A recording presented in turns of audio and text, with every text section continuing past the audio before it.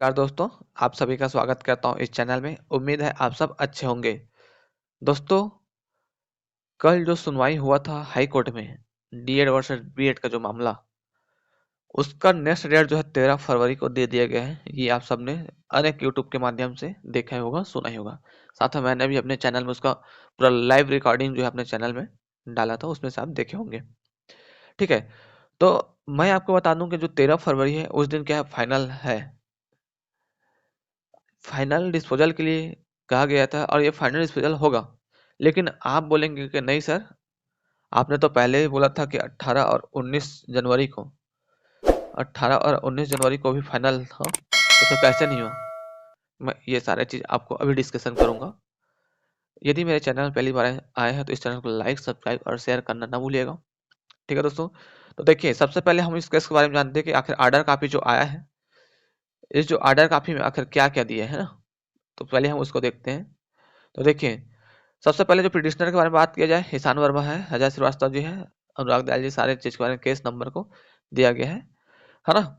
साथ में solicitor general के बारे में, एनसीटी के बारे में, है ना, एजी और एडिशनल एजी के बारे में सब चीज को बताया गया है। यहाँ पर जो है रिस्पोंडेंट दिया है सारे, यहाँ पर जो रिस्पोंडेंट है ना।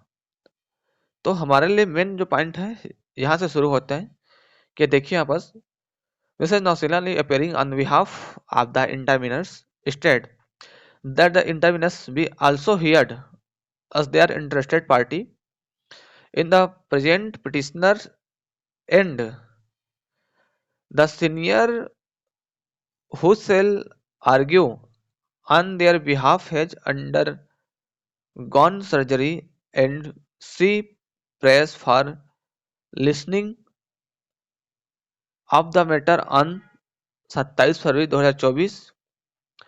However, considering the issue involved in this petition, list this case on 13 February 2024 for the final disposal.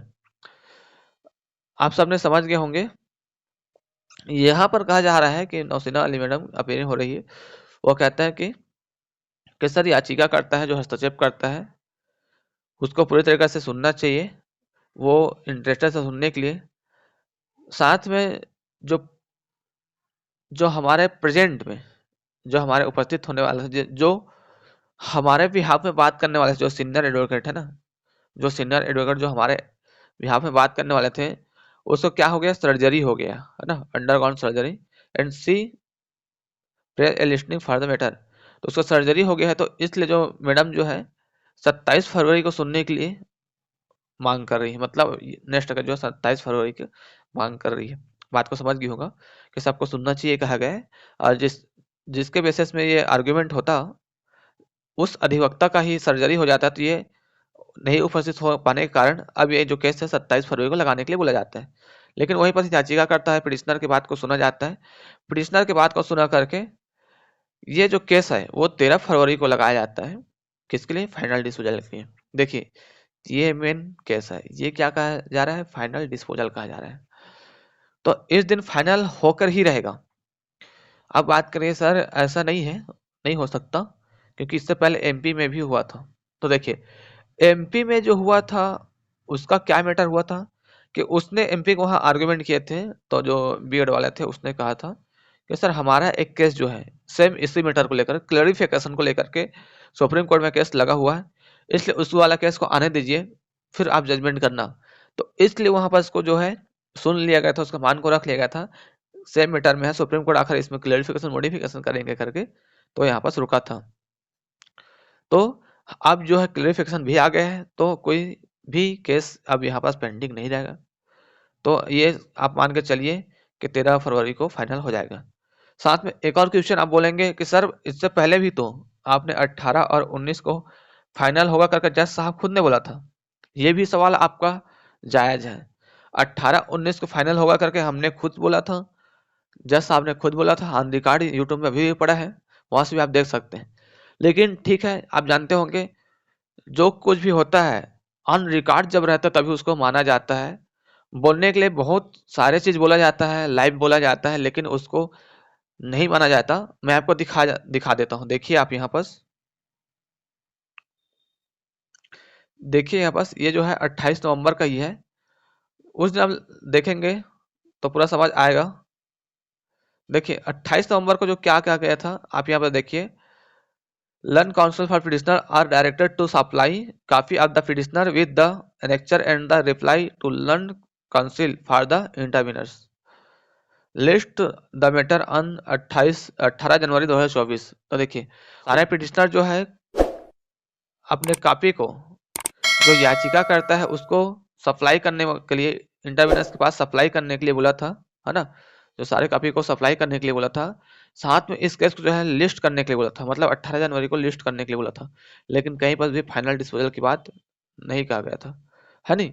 तो ये मान के चलिए आज जो है, आज जो ऑर्डर कॉपी आया है उसमें आप देख रहे होंगे इस पर 13 फरवरी को जो है फाइनल डिस्पोजल कहा गया है।